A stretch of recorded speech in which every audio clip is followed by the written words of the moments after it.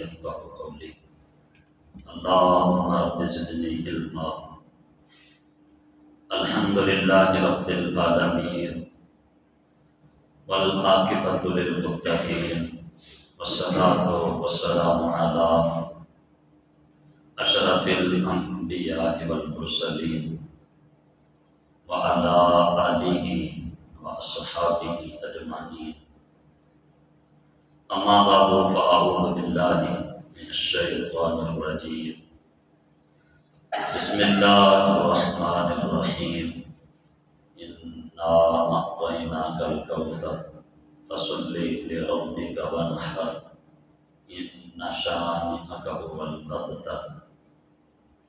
آمنت بالله صدق الله مولانا العظيم وبلغنا رسوله النبي الكريم ونحن على ذلك لمن الشاهدين والشاكرين والحمد لله رب العالمين. قال الله تبارك وتعالى في شان حبيبه الكريم: إن الله وملائكته يصلون على النبي يا أيها الذين آمنوا صلوا عليه وسلموا تسليما. اللهم صل على سيدنا ومولانا محمد وعلى آل أصحاب سيدنا ومولانا محمد وبارك وسلم عليه. الصلاة والسلام عليك يا سيدي يا رسول الله وعلى آلك وأصحابك يا سيدي يا حبيب الله. الصلاة والسلام عليك يا سيدي يا رحمة للعالمين وعلى آلك وأصحابك يا خاتم النبيين. اللہ رب العزت جل جلالہ اما نوالہ اعظم شانہ اتم برہانہ خالق کل مالک کل حقیقی پالنہار ارحم الراحمین رب کی لاکھوں کروڑوں دفعہ حضور سرور کائنات فخر موجودات بزم زینت کائنات تاجدار رسول فخر رسول حامی بے کساں سید سربراں امام المرسلین خاتم النبیین احمد مجتبی جناب محمد مصطفیٰ صلی اللہ علیہ وآلہ وسلم کی ذات ببرکات پر لاکھوں کروڑوں درود و سلام کے تحفے عقیدتوں محبتوں کے ساتھ پیش کرنے کے بعد کریم رب کی بارگاہ میں دعا ہے اللہ رب العزت خالق کائنات سب کی حاضری اپنی پاک بارگاہ میں قبول و منظور فرمائے. اللہ تبارک و تعالی سب مسلمانوں کو نماز جمعہ ادا کرنے کی توفیق عطا فرمائے. آمین. امام الانبیاء نبی پاک صلی اللہ علیہ وآلہ وسلم کی حدیث مبارکہ کا مفہوم ہے. اللہ کے حبیب صلی اللہ علیہ وآلہ وسلم نے ارشاد فرمایا کہ جمعہ میری امت کے لیے عید کا دن ہے. اللہ نے یہ عید منانے کی توفیق عطا فرمائے. خالق و مالک نے قرآن مجید فرقان حمید میں ارشاد فرمایا: انا اعطیناک الکوثر. فرمایا بے شک حبیب ہم نے آپ کو خیر کثیر عطا فرمائے، ساری بلائیاں ہم نے آپ کو عطا فرما دی. فصلی لربک وانحر. اپنے رب کے لیے نماز پڑھیں اور اپنے رب کے لیے قربانی کریں. ان شانئک هو الابتر. جو آپ کا دشمن ہے وہ سب سے زیادہ ذلیل کبتر ہے، بے نسل ہے. امام الانبیاء نبی پاک صلی اللہ علیہ وآلہ وسلم سے جب قربانی کے بارے میں پوچھا گیا، صحابہ کرام رضی اللہ تعالی عنہم نے پوچھا کہ یا رسول اللہ صلی اللہ علیہ وسلم ہمیں بتائیں کہ یہ قربانیاں کیا ہیں۔ تو اللہ کے حبیب صلی اللہ علیہ وآلہ وسلم نے ارشاد فرمایا سنت ابیکم ابراہیم، قربانی تمہارے باپ حضرت ابراہیم علیہ السلام کی سنت ہے۔ عرض کی آقا ہمارے لیے اس میں کیا ہے؟ تو اللہ کے حبیب صلی اللہ علیہ وآلہ وسلم نے ارشاد فرمایا کہ قربانی کے جانور کے ہر بال کے بدلے اللہ تمہیں نیکیاں عطا فرمائے گا۔ اس لیے ہمیں حکم دیا گیا کہ خوشی خوشی سنت ابراہیمی کو ادا کریں، آپ کی سیرت کے اوپر عمل کریں، محض جانور کو ذبح نہیں کرنا بلکہ جناب حضرت ابراہیم علیہ السلام کی سیرت پر بھی عمل کرنا ہے۔ ہمارے علماء نے لکھا ہے جناب حضرت ابراہیم علیہ السلام کی 7 سال کی عمر تھی، اور 7 سال کی عمر کا بچہ ہم سمجھتے ہیں وہ کتنا قابل ہوتا ہے اور وہ کیسا ہوتا ہے۔ ہمارے ہاں تو اب صورتحال یہ ہے کہ ہمارا بچہ 13، 14 یا 15 سال کا جو ہے اس کو بھی ابھی تک ہم بچہ ہی سمجھتے ہیں، نہ نماز کا، نہ اس کو باقی تعلیمات کا، دینی تعلیم کی طرف اس کی توجہ ہی نہیں ہوتی۔ کہتے ہیں کہ ابھی بچہ ہے، بڑا ہوگا نماز بھی پڑھے گا، قرآن بھی پڑھ لے گا، دین اسلام کی جو باتیں ضروری ہیں تو جب بڑا ہو جائے گا سیکھ لے گا۔ اور بس انہی الفاظ میں اور انہی جملوں میں ہم بچپن میں اپنے بچوں کی تربیت اسلامی نہیں کر پاتے کہ جس کی وجہ سے بڑے ہو کر وہ تقریباً ہی دین اسلام سے دور ہو جاتے ہیں۔ اس لیے یہ جو بچپن کی عمر ہے، امام الانبیاء نبی پاک صلی اللہ علیہ وآلہ وسلم نے فرمایا کہ اپنے بچوں کو دین سکھاؤ، قرآن سکھاؤ، اپنے نبی کی محبت سکھاؤ، اپنے نبی کی آل کی محبت سکھاؤ۔ تو یہ کب سکھایا جاتا ہے؟ سیکھنے کی عمر یہی بچپن ہوتی ہے۔ باقی معاملات میں ہمارا بچہ جو ہے بچپن میں، سکول میں بھی بچپن میں ہی سیکھتا ہے، پڑھتا ہے، ابھی بولنے کے قابل ہی نہیں ہوتا کہ اس کو اٹھا کر سکول میں بٹھا دیا جاتا ہے۔ لیکن دین کے معاملے میں وہ 13، 14، 15 سال تک ابھی بچہ ہوتا ہے، کہتے ہیں چھوڑو اس کو، ابھی یہ بچہ ہے، پڑھ جائے گا۔ قرآن کون سی ایسی بات ہے، کون سا قرآن جو ہے وہ دور ہو رہا ہے، جب 15، 16 سال کا ہوگا پڑھ لے گا، سیکھ لے گا اسلام۔ ابھی کون سی جو ہے اس کی عمر چلی جا رہی ہے، ابھی تو بچپن ہے۔ تو یہی وہ ماں باپ کا دورہ انداز اور دورہ معیار کہ جو بچے کو بے نمازی بناتا ہے، جو بچے کو قرآن سے دور کرتا ہے اور جو بچے کو اسلام سے دور کرتا ہے۔ ابھی تو اللہ کا کرم ہے کہ ہمارے بچے جو ہیں وہ قرآن پڑھ لیتے ہیں، انہیں نماز بھی آتی ہے، باقی معاملات بھی ہیں، لیکن بڑے بڑے ایسے حضرات اب بھی موجود ہیں کہ جن کو قرآن پڑھنا نہیں آتا، جنہیں نماز نہیں آتی۔ کیوں؟ اس لیے کہ وہ بچپن میں ان کو قرآن کی طرف نہ لگایا گیا، بچپن میں ماں باپ نے ان کو قرآن کی طرف توجہ نہیں دی، قرآن نہیں پڑھایا، تو جس کا نتیجہ یہ نکلا کہ ان کی زندگی گزر گئی، بڑھاپا آ گیا، لیکن اب بھی قرآن پڑھنے سے محروم ہے۔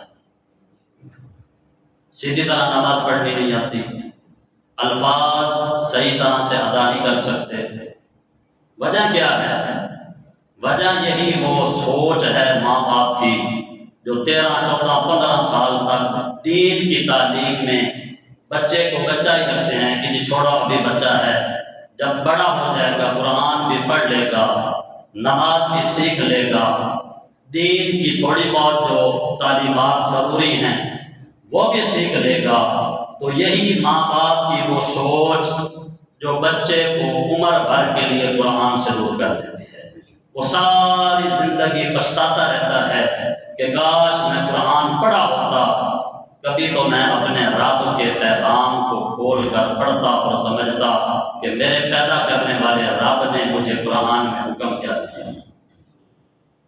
تو اس لیے یہ سوچ بدلیں۔ جب آپ کا بچہ جو ہے 4 یا 5 سال کا، سکول پڑھنے کے لیے وہ بچہ نہیں ہے تو قرآن پڑھنے کے لیے بھی وہ بچہ نہیں ہے۔ حکم تو یہ ہے کہ تمہارا بچہ جو ہے جب وہ بولنے کے قابل ہو جائے تو اس کو قرآن پڑھاؤ، اس کی زبان سے اللہ کا ذکر ہونا چاہیے، رب کا نام آنا چاہیے، اس کو قرآن کی طرف لگاؤ۔ اور اللہ کے حبیب صلی اللہ علیہ وآلہ وسلم نے، ہم روزانہ یہ سنتے ہیں حدیث مبارکہ، اللہ کے حبیب نے فرمایا کہ تمہارا بچہ جب 7 سال کی عمر میں ہو جائے اس کو نماز پڑھنا سکھاؤ۔ لیکن نہیں، ہم کہتے ہیں کہ بچہ ہے، بڑا ہوگا تو نماز پڑھے گا۔ کیا اللہ کے حبیب صلی اللہ علیہ وآلہ وسلم آپ نہیں جانتے تھے کہ 7 سال کا بچہ جو ہوتا ہے وہ چھوٹا سا ہوتا ہے؟ تو اللہ کے حبیب نے کیوں حکم دیا اپنے غلاموں کو کہ تمہارا بچہ جب 7 سال کا ہو جائے اس کو نماز پڑھنا سکھاؤ، اور جب 10 سال کا ہو جائے تو اس کے اوپر سختی کرو کہ وہ نماز ضرور پڑھے؟ اس لیے کہ اللہ کے حبیب صلی اللہ علیہ وآلہ وسلم فرمانا یہ چاہتے ہیں کہ یہی وہ عمر ہے کہ جس عمر میں تم اپنے بچوں کو جس جگہ پر لگاؤ گے تو اللہ کے حکم سے مرتے دم تک وہ اسی راستے پر چلیں گے۔ اس لیے اللہ تعالیٰ ہمیں ان باتوں پہ عمل کرنے کی توفیق عطا فرمائے۔ ہمارے علماء نے لکھا ہے جناب حضرت اسماعیل علیہ السلام کی 7 سال کی عمر تھی، 7 سال کی۔ اللہ نے فرمایا اسلم، اے ابراہیم میری فرما برداری کر، میرے احکامات کو مان، میرے حکم پر اپنی گردن جھکا۔ اسلم، 7 سال کی عمر ہے، جناب حضرت ابراہیم علیہ السلام کے رب کا حکم آیا کہ ابراہیم میری اطاعت میں اپنی گردن جھکا، میرے حکم مان۔ قال اسلمت لرب العالمین، 7 سال کے بچے نے، جناب حضرت ابراہیم علیہ السلام نے 7 سال کی عمر میں اللہ کی بارگاہ میں عرض کی، قال اسلمت لرب العالمین، عرض کی کہ سارے جہان کو پالنے والے رب کی بارگاہ میں ابراہیم نے اپنی گردن جھکا دی۔ صرف یہ زبانی بات نہیں ہے، پھر اللہ نے آزمائشیں ڈالی، امتحان دیے، تو جناب حضرت ابراہیم علیہ السلام نے جب گردن جھکا دی تو رب کے ہر امتحان کو خوشی خوشی قبول کیا، تو اللہ نے پھر مرتبہ یہ عطا فرمایا کہ خلیل اللہ کا لقب عطا فرما دیا۔ جد الانبیاء، سب انبیاء کے جو ہیں وہ باپ بنا دیا، اور جناب خلیل اللہ کا لقب عطا فرما دیا، اور بڑی شانیں عطا فرمائی کہ آج کوئی بھی جس مذہب کے ساتھ بھی تعلق رکھتا ہے جناب حضرت ابراہیم علیہ السلام کو آج بھی وہ مانتا ہے۔ کوئی بھی ہے، مسلمانوں کے علاوہ بھی جتنے بھی مذاہب ہیں سارے کے سارے جناب حضرت ابراہیم علیہ السلام کا احترام کرتے ہیں، اور ہر ایک جو ہے وہ دعویٰ کرتا ہے کہ ہم ابراہیم علیہ السلام کے مذہب کے اوپر ہیں۔ کیوں؟ اس لیے کہ جناب حضرت ابراہیم علیہ السلام نے اللہ کے حکم کے آگے گردن جھکائی تو میرے رب نے پھر گردن کو بلند فرما دیا۔ اور یہ فلسفہ ہے کہ جو بندہ بھی رب کی بارگاہ میں گردن جھکاتا ہے تو اللہ اس کا سر بلند فرما دیتا ہے، اور جو رب کے آگے سر نہیں جھکاتا تو اللہ پھر جگہ جگہ پہ اس کے سر کو جھکاتا ہے۔ پھر وہ جو سر رب کی بارگاہ میں نہیں جھکتا پھر وہ رسوا ہو جاتا ہے، اور جو عظمت والا سر اللہ کی بارگاہ میں جھکتا ہے تو میرا رب اس سر کو عزت عطا فرماتا ہے۔ 7 سال کی عمر میں حکم آیا تو تسلیم کیا۔ جناب حضرت ابراہیم علیہ السلام بڑی بڑی آزمائشیں آئیں، ہر آزمائش پر پورے اترے۔ نمرود جیسا ظالم بادشاہ جس نے خدائی کا دعویٰ کیا تھا، اس کے سامنے اللہ کی توحید کو بیان کیا، اس کے ساتھ مناظرہ کیا، گفتگو کی، پھر اس نے آپ کو آگ میں ڈالا، پھر بھی صبر کیا۔ اللہ تعالیٰ نے نجات عطا فرمائی، شان عطا فرمائی، شوکت عطا فرمائی۔ پھر جناب حضرت ابراہیم علیہ السلام کو حکم ہوا کہ تو نے اپنے دودھ پیتے بچے کو فلاں بیابان میں چھوڑ کے آنا ہے۔ جناب حضرت ابراہیم علیہ السلام نے بغیر کسی تردد، بغیر کسی پریشانی کے اللہ کے حکم کو تسلیم کرتے ہوئے اپنے بیٹے کو وہاں چھوڑ دیا، اور حضور غوث پاک رضی اللہ تعالی عنہ فرماتے ہیں کہ بندہ کہتے ہی اس کو ہیں کہ جو کیوں یا کیسے کا سوال نہ کرے، بلکہ رب کے حکم کو جان کر ہر بات کے اوپر اللہ کا حکم مانے۔ یعنی یہ کیسے ہو گیا کہ ایک طرف اللہ کا حکم ہے اور بندہ کہے کہ یہ حکم کیوں ہے، کس وجہ سے آپ نے حکم دیا ہے، یا کیوں کیسے حکم ہے؟ فرمایا کہ پھر وہ بندگی نہیں ہے، بندگی اسی بات کا نام ہے کیسے اور کیوں کو نہ دیکھا جائے، بلکہ اس بات کی طرف توجہ کی جائے کہ حکم دینے والی رب کی ذات ہے، میں نے اس کے احکام کو ماننا ہے، تسلیم کرنا ہے، کیسے کیوں یہ بندے کو بندگی سے دور کرتا ہے۔ یہ حضور غوث پاک کا فرمان ہے۔ آپ فرماتے ہیں کہ بندگی کہتے ہی اس کو ہیں کہ اللہ کے حکم کو ہر حال میں تسلیم کیا جائے، سوچو بچار نہ کی جائے کہ رب نے کیوں حکم دیا، کیسے حکم دیا، کیا وجہ ہے۔ فرمایا یہ بات بندگی کے لیے مناسب نہیں ہے۔ بندگی بس اسی چیز کا نام ہے کہ جو رب کا حکم ہے اس کو قبول کیا جائے، اس کو مانا جائے۔ جناب حضرت ابراہیم علیہ السلام کو آگ میں ڈالا، قبول کیا، اللہ نے نجات عطا فرمائی، ابھی دودھ پیتا بچہ ہے اور بڑی منتوں کے بعد مانگا ہے اور بڑی مرادوں کے بعد مانگا ہے اور خوبصورت بھی ہے اور وہ جگر کا ٹکڑا بھی ہے۔ رب نے حکم دیا کہ فلاں بیابان پر فلاں جنگل میں اس کو چھوڑ کے آؤ۔ اس وقت کعبہ شریف جو ہے یہ جگہ حرم شریف کی بیابان تھا، سبزے کا نام و نشان نہیں تھا، لوگوں کا نام و نشان نہیں تھا، پانی کا نام و نشان نہیں تھا۔ اللہ نے حکم دیا ابراہیم اپنے بیٹے اسماعیل کو لے جاؤ اور وہاں پر چھوڑ کے آؤ۔ کوئی سوال نہیں کیا کہ میرے مالک میرا چھوٹا سا بچہ ہے، وہاں نہ تو آبادی ہے، نہ سبزہ ہے، نہ پانی ہے، کیسے رہیں گے؟ کسی بات کی پرواہ نہیں کی، بس رب کا حکم تھا، چھوڑ کے آئے، اللہ کے سپرد کیا۔ رب کی ذات پر یقین اور بھروسہ تھا کہ اگر وہ رب جس نے مجھے حکم دیا ہے، میں جب اپنے بیٹے کو چھوڑ کے آؤں گا تو میرا رب میرے بیٹے کی حفاظت کرے گا۔ اور پھر میرے رب نے حفاظت کا انتظام کیسے کیا کہ جہاں پہ پانی کا نام و نشان نہیں تھا، وہاں جب جناب اسماعیل نے ایڑی ماری تو میرے رب نے چشمہ جاری فرما دیا، اور پھر اس چشمے کو قیامت تک کے لیے لوگوں کے لیے شفا بنا دیا۔ کائنات کا کوئی پانی بھی اس پانی کے ساتھ نہیں مل سکتا، اللہ نے اس پانی میں اس قدر برکت رکھی ہے، شفا رکھی ہے۔ کیوں؟ اس لیے کہ جب رب کا حکم تسلیم کیا جاتا ہے تو پھر اللہ برکتیں عطا فرماتا ہے۔ جب 13 سال کی عمر ہوئی، فرمایا کہ ابراہیم جس بیٹے کو بیاباں میں چھوڑائے تھے نا، اب تم نے اس بیٹے کو ذبح بھی کرنا ہے۔ امتحان تو تھا نا کہ بیٹے کو ذبح کرنا ہے۔ بندہ ہر چیز قربان کر سکتا ہے، اولاد کے لیے ہم کیا کیا نہیں کرتے۔ اپنا آبائی گھر بندہ چھوڑ دیتا ہے، کسی کا دل نہیں کرتا کہ اپنے آبائی گھر کو چھوڑے، لیکن اولاد کی خاطر کمانے کے لیے آبائی گھر چھوڑ دیا، اپنا ملک چھوڑ دیا، لوگوں کی باتیں سنی، تانے سنے، مزدوریاں کی، طرح طرح کے جو مشکلات کا سامنا کیا، کس لیے؟ اولاد کے لیے۔ یہ ساری قربانیاں جو دی جاتی ہیں اولاد کے لیے دی جاتی ہیں، لیکن سب سے بڑی قربانی ہے کہ اولاد کو قربان کرنا، یہ بڑی مشکل بات ہے، کوئی بھی نہیں کرتا، لیکن یہ اللہ کا خلیل ہے۔ اللہ رب العزت نے حکم دیا کہ جس بیٹے کو بیابان میں چھوڑ کر آئے تھے، اب تم نے اس بیٹے کو ذبح بھی کرنا ہے۔ جناب حضرت ابراہیم نے کوئی بات نہیں کی، کہا کہ میرے مالک اگر تیرا حکم ہے تو میں اپنے بیٹے کو ذبح کروں گا، اور جناب حضرت اسماعیل علیہ السلام کی گردن کے اوپر چھری چلا کر اللہ کے حکم کو جو ہے وہ پورا کیا، تو پھر میرے رب نے انعامات سے نواز دیا۔ ہمیں بھی چاہیے کہ ہم جناب حضرت ابراہیم علیہ السلام کی سیرت کے اوپر عمل کریں، سب کچھ چھوڑ دیں، اللہ کے احکامات کو تسلیم کریں۔ قربانی جہاں ہمیں جانور کا ذبح کرنے کا حکم دیتی ہے، وہاں ہمیں اس بات کا بھی حکم دیتی ہے کہ تمام چیزوں کو چھوڑ کر اللہ کے احکامات کو تسلیم کیا جائے۔ جناب حضرت ابراہیم علیہ السلام کی یہ جو سیرت ہے، جس کی وجہ سے حضرت ابراہیم علیہ السلام کی یہ یاد ہے کہ قربانی کو اس امت کے لیے رکھا گیا، واجب کیا گیا مالدار کے لیے۔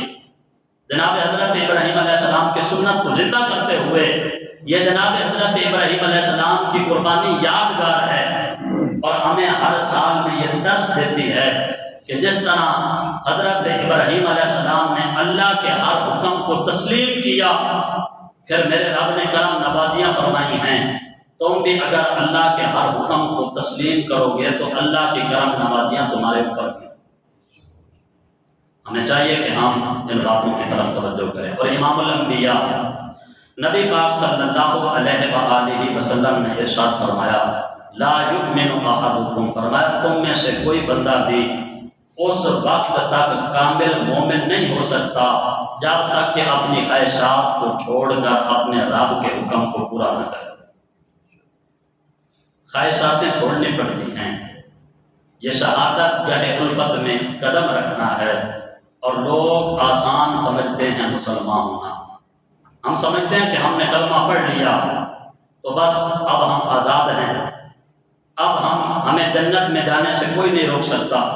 حالانکہ امام الانبیاء نبی پاک صلی اللہ علیہ وآلہ وسلم نے ارشاد فرمایا کہ جنت تلواروں کے سائے کے نیچے، جنت کے ارد گرد خواہشات کی دیواریں لگی ہوئی ہیں، آڑ ہے۔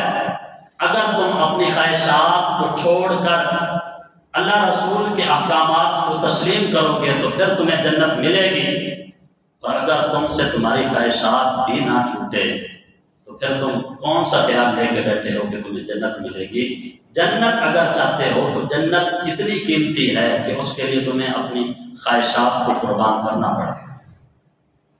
ہم سے ہماری خواہشات قربان نہیں ہوتی، ہم ہر معاملے میں اپنی خواہشات کو ترجیح دیتے ہیں، اور جب بات کرتے ہیں ایک دوسرے سے تو بات کرنے کے انداز سے بھی ثابت ہوتا ہے کہ ہم ہر چیز سے بڑھ کر اپنی خواہشات کو جو ہے وہ تسلیم کرتے ہیں۔ بات بات پہ جی میں یہ کرتا ہوں، میں وہ کروں گا، میرا یہ معاملہ ہے، میرا یہ مسئلہ ہے، میں ایسا ہوں۔ تو فرمایا کہ جب تک تیرے معاملے تو اور تیری یہ خواہشات جب تک ختم نہیں ہوں گی، اللہ رسول کا احکامات پہلے نہیں ہوں گے، تو پھر تمہیں جنت جو ہے وہ حاصل نہیں ہوگی۔ اس لیے کہ امام الانبیاء نبی پاک صلی اللہ علیہ وآلہ وسلم نے ارشاد فرمایا کہ جس بندے نے اپنی خواہشات کو چھوڑ دیا تو اللہ اس کو جنت عطا فرمائے۔ ہمیں چاہیے کہ ہم اپنی خواہشات کو چھوڑیں، اللہ رسول کے احکامات کو تسلیم کریں، اور یہ خواہشات ہیں جو چھوٹنے کا نام ہی نہیں لیتی، اور ہماری کتنی بد نصیبی ہے اور کتنے مجبور ہیں۔ اب صورتحال کیا ہے؟ غزہ کے لوگ پھر وہ آگ میں جل رہے ہیں، اور ہم کتنے بے بس ہیں کہ ہم آپ کے سامنے قربانی کے فضائل بیان کر رہے ہیں، ہم آپ کے سامنے حج کے فضائل بیان کر رہے ہیں۔ ہمیں کتنی بے بسی ہے کہ آپ آج اس دور میں جہاں پہ وہ غزہ کے چھوٹے چھوٹے معصوم بچے جل رہے ہیں، اور پھر ان کو جلانے کے اور جو ہے وہ منصوبے بنائے جا رہے ہیں، بھارت نے پتہ نہیں کتنے لاکھ ٹن بارود جو ہے وہ اسرائیل کے لیے بھیجا ہے۔ وہ کس لیے بھیجا ہے؟ کہ تاکہ وہ غزہ کے مسلمانوں کو جلائیں، وہ ان فلسطین کے مظلوم مسلمانوں کو جلائیں۔ لیکن ہمیں فرصت ہی نہیں ہے، ہم کھیلوں میں مصروف ہیں، جی فلاں کام کرو، فلاں کھیل میں حصہ لے لو، فلاں کام کر لو، فلاں کام کر لو۔ اور پھر ہمارے علماء جو ہیں وہ اب بھی جو ہے وہ فضائل حج بیان کرتے ہیں، فضائل قربانی بیان کی جا رہی ہے، اور لوگ جو ہیں وہ 30 لاکھ یا 40 لاکھ لوگ کعبے کا طواف کرتے ہوئے لبیک اللہم لبیک کہہ کے اپنے خدا کو دھوکہ دے رہے ہیں۔ بنتا ہے یہ کہ ایک طرف لبیک کی صدائیں ہوں کہ میرے مالک میں حاضر ہوں، اور اسی گھر کے ساتھ جو ہے وہ مسلمان تڑپ رہے ہوں، چیخ رہے ہوں، چلا رہے ہوں، چھوٹے چھوٹے بچے جو ہیں وہ آگ میں جل رہے ہوں، ان کا سانس لینا مشکل ہو، ان کے پاس کھانے پینے کی کوئی اشیاء نہ ہو، اور دوسری طرف مسلمان جو ہیں وہ احرام باندھ کر تلبیہ کہتے ہوئے لبیک اللہم لبیک کے نعرے لگا رہے ہوں۔ کیا یہ اپنے رب کو دھوکہ نہیں دینا؟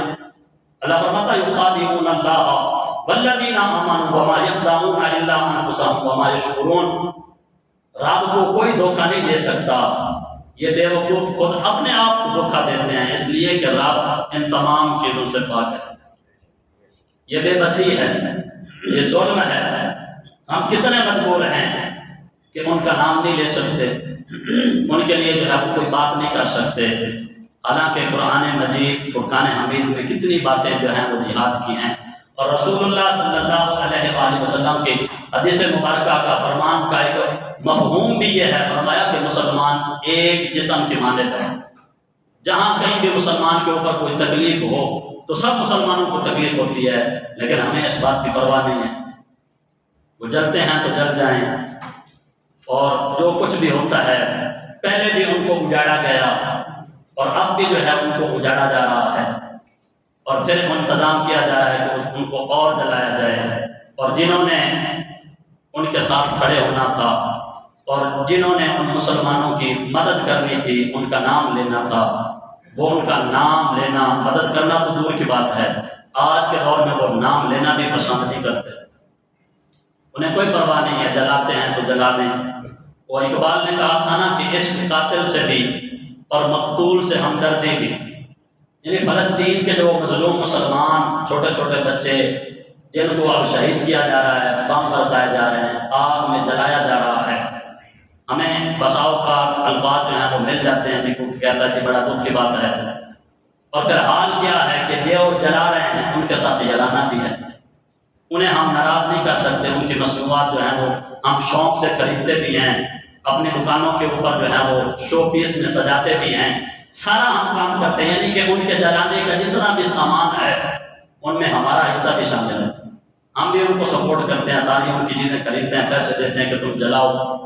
اور یہی اقبال نے کہا تھا کہ عشق قاتل سے بھی اور مقتول سے ہمدردی بھی، یہ کیسی ہمدردی ہے فلسطین والوں کے لیے کہ ان کے قاتلوں کے ساتھ بھی کھڑے ہیں، ان کے ساتھ تعلقات بھی قائم ہیں، ان کے ساتھ تجارتیں بھی جاری ہیں، سارا کچھ ان سے جاری ہے۔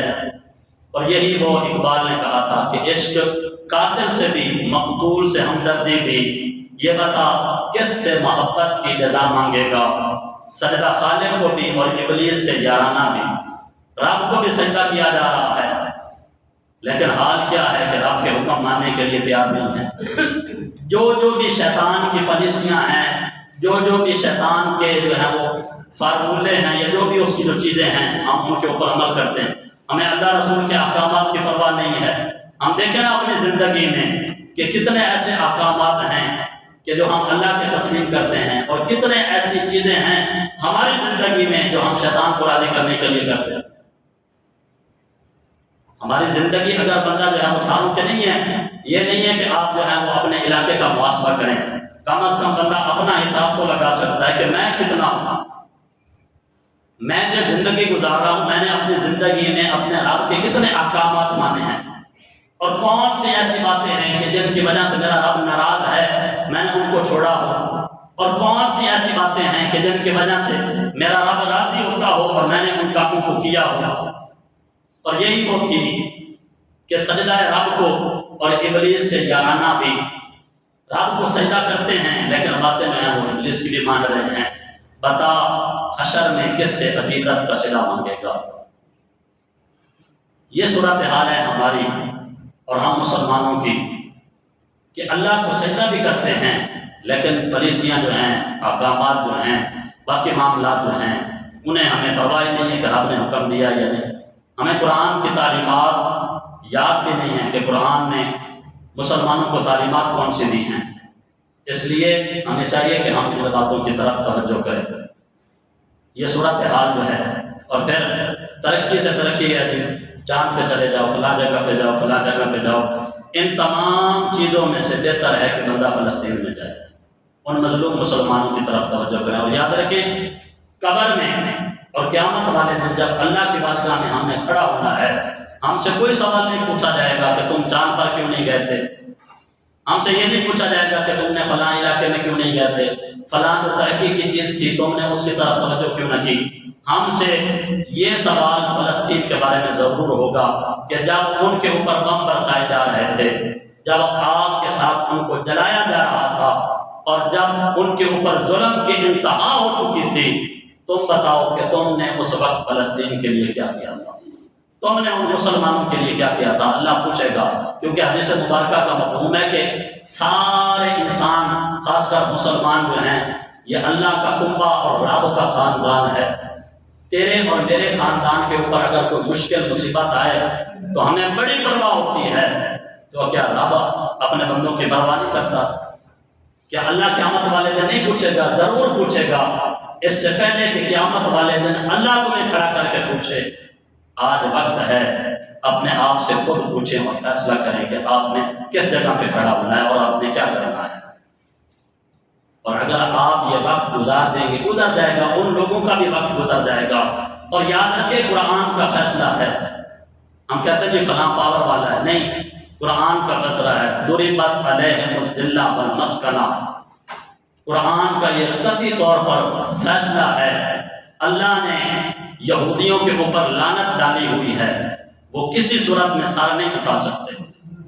اب ہم سمجھتے ہیں جی انہوں نے سر اٹھا لیا، نہیں، ان کے اوپر رب کی طرف سے قیامت تک کے لیے لعنت ڈالی گئی ہے، وہ کبھی بھی سر نہیں اٹھا سکتے۔ اب اگرچہ آپ کو ہمیں محسوس ہوتا ہے جی بڑے وہ پاور والے ہیں، لیکن کوئی شیر اٹھے گا اور پھر ان کو نصف و نابود کر دے گا۔ نکل کر صحرا سے جس نے روما کی سلطنت کو الٹ دیا تھا، سنا ہے میں نے قدسیوں سے کہ وہ شیر پھر سے ہوشیار ہوگا۔ اور یقیناً یہ اللہ کا فیصلہ، اور قیامت تک کے لیے سر نہیں اٹھا سکتے۔ آپ پیچھے تاریخ پڑھیں کہ جب بھی یہ اپنے آپ کو منظم کرنے کی کوشش کرتے ہیں اور اکٹھے ہوتے ہیں، پاور بننے کی کوشش کرتے ہیں، رب کی طرف سے پھر ان کے اوپر لعنت آتی ہے، ان کا نام و نشان بھی ختم ہو جاتا ہے۔ اب بھی ان کا نام و نشان ختم ہو ہی جائے گا۔ فلسطین والے مسلمان وہ قیامت تک کے لیے زندہ اور سلامت رہیں گے، ان کا نام رہے گا، لیکن یہ ہمیشہ جب بھی سر اٹھانے کی کوشش کریں گے، اللہ کی طرف سے ان کے اوپر لعنت آئے گی، یہ پھر نشت و نابود ہو جائیں گے۔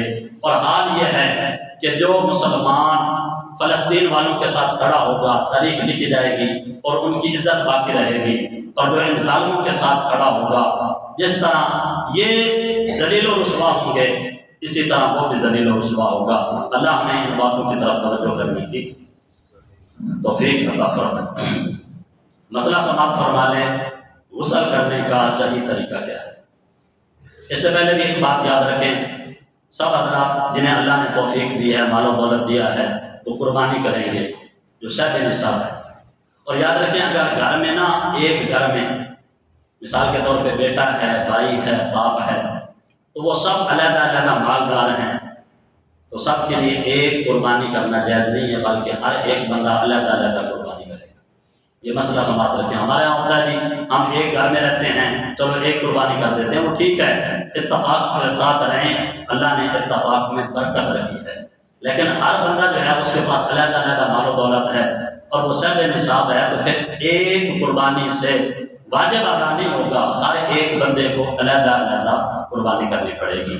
اور قربانی سنت ابراہیمیہ خوشی کے ساتھ کریں، اور قربانی کی جو کھالیں ہیں یہ آپ اپنے مصرف میں نہیں لا سکتے کہ اس کو بیچ کر جو ہے وہ اپنے پاس قیمت رکھ لیں۔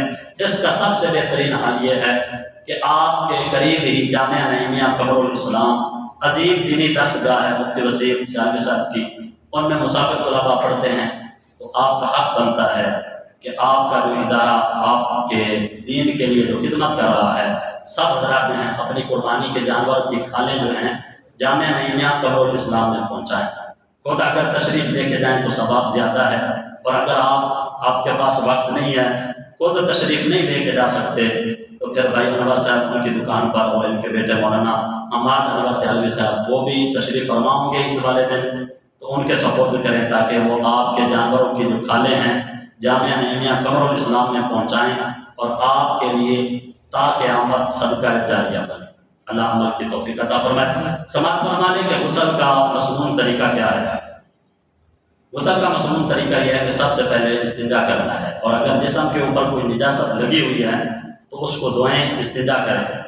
اس کے بعد جس طرح نماز کے لیے وضو کیا جاتا ہے کامل طریقے کے ساتھ وضو کریں۔ اس میں ایک دو چیزوں کا اضافہ کرنا ہے کہ جب آپ نے کلی کرنی ہے تو گرگرا کرنا ہے، یعنی منہ پانی کا بھر کے اوپر جو منہ کر کے جو آواز نکالتے ہیں اس کو گرگرا بولتے ہیں، گرارا۔ اس کے بعد پھر ناک میں پانی ڈالنا ہے تو نرم ہڈی تک پانی پہنچانا بھی ہے، اور ناک کو صاف بھی اچھے طریقے کے ساتھ کرنا ہے۔ پھر مکمل وضو کریں، اور سر سے لے کر پاؤں تک جسم کا کوئی حصہ بھی خشک نہیں رہنا چاہیے، تمام حصوں کو دھونا ہے، اچھی طرح سے مل مل کے دھونا ہے کہ جسم کا کوئی حصہ بھی خشک نہ رہے۔ اور پھر 3 مرتبہ جو ہے وہ دائیں کندھے کے اوپر پانی بہائیں، پھر 2 مرتبہ جو ہے وہ بائیں کندھے کے اوپر پانی بہائیں، پھر سارے جسم کو دھو لیں۔ اور جب آپ غسل کر رہے ہوں تو کیا ذکر و اذکار کر سکتے ہیں، ورد وظیفے کر سکتے ہیں۔ یاد رکھیں بندے کو جو پاکی حاصل ہوتی ہے وہ کلمہ سے یا ذکر و اذکار سے نہیں ہوتی، بلکہ وہ پانی سے حاصل ہوتی ہے۔ غسل میں جو پاکی حاصل ہوتی ہے وہ پانی سے حاصل ہوتی ہے۔ اجازت ہے کہ آپ غسل کرتے ہوئے دل میں ذکر و اذکار کر سکتے ہیں، لیکن بہتر یہ ہے کہ آپ کوئی ذکر و اذکار نہ کریں جب تک آپ کے اوپر غسل فرض ہے۔ بہتر یہ ہے کہ آپ کوئی ذکر و اذکار نہ کریں، پانی کے ساتھ پاکیزگی حاصل کریں اچھے طریقے سے، اس کے بعد پھر ذکر و اذکار کر سکتے ہیں۔ اور غسل میں جب ایک مرتبہ غسل ہو جائے گا تو غسل کرنے کے ساتھ وضو بھی ہو جاتا ہے۔ اب علیحدہ طور پر جو ہے وہ وضو کرنے کی ضرورت نہیں ہوتی ہے، اور اگر کوئی کرے تو حرج نہیں ہے، کیونکہ وضو پر وضو کرنا یہ برکت کا باعث ہوتا ہے۔ لیکن کوئی ضروری نہیں ہے۔ بسا اوقات ہمارے یہاں یہ ہوتا ہے کہ بندہ جو ہے اس کے جسم کے اوپر کپڑے نہیں ہوتے، اور وہ جب غسل کرتا ہے تو لہٰذا کپڑے نہ ہونے کی وجہ سے اس کا وضو نہیں ہوتا، تو یہ بات درست نہیں ہے۔